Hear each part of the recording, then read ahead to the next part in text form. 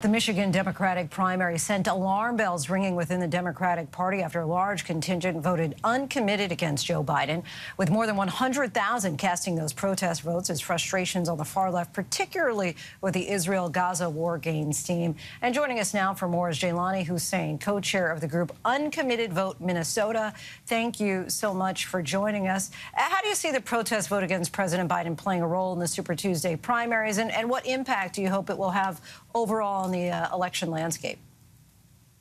Well, thank you for having me. You know, 80% of Democrats are reported to support a ceasefire now, and President Biden has continuously ignored his party, his constituents, and most Americans and the world in really calling to end this genocide. And so in Minnesota and across other states on Super Tuesday, we are joining, just like in Michigan, the uncommitted vote, which is really a strong protest vote that President Biden needs to listen to his constituents. How does the movement address the potential influence of the protest vote on down ballot races and other local elections?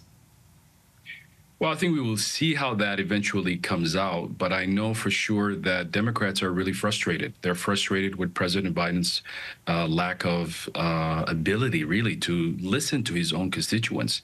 And I think now it's starting to cost him immensely in these primary votes, because these folks are not coming out just to vote in the primary. They're just coming out to make a single point.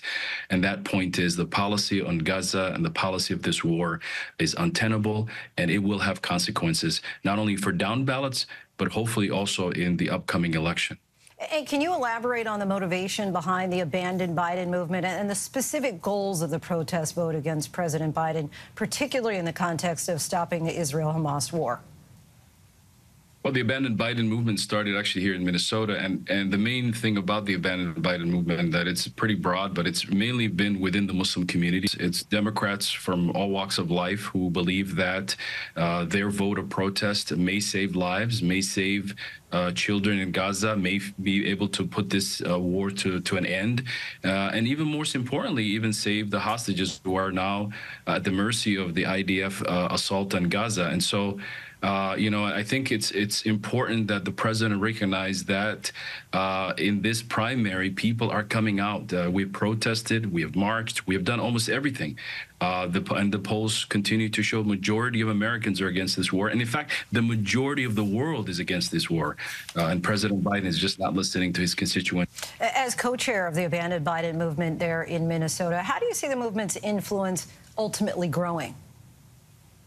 I think we will see that it will grow. It will go beyond, because I think for the first time in our nation, we have two parties that have two candidates that both parties are not happy with. So let's fast forward to November. Are you concerned at all that your protest movement could ultimately cause Biden to lose the general election?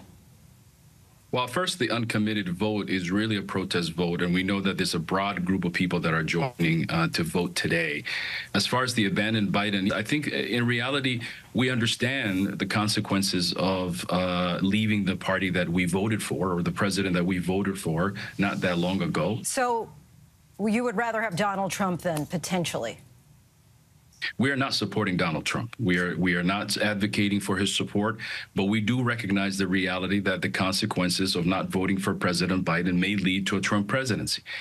And sir, before I let you go, just want to play devil's advocate here. There are some critics who might say, look, we understand this is one issue where you feel that you're not aligned with President Biden. Are you willing then to forego him entirely and have Donald Trump, even though you may not align on many more issues with Donald Trump?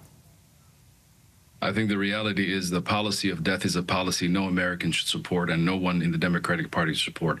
If we're going to be the only ones who are going to stand up for the sanctity of life and to stop wars like these and to protect innocent people, and specifically when it comes to the funding that we provide for these type of genocide to happen, then we want to be able to stand up and hold the moral compass in this nation, and we will do that. As far as the consequences of having President Trump, that's a reality that we are willing to accept. Thank you, Jaylani Hussein, co-chair of Uncommitted Vote Minnesota, as Minnesotans head to the polls tonight. Thanks so much. Thank you for having me. Hi, everyone. George Stephanopoulos here. Thanks for checking out the ABC News YouTube channel. If you'd like to get more videos, show highlights, and watch live event coverage, click on the right over here to subscribe to our channel. And don't forget to download the ABC News app for breaking news alerts. Thanks for watching.